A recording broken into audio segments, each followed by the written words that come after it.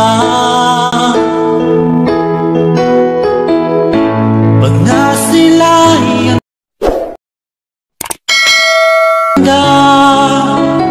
puso ko ay nababalisa.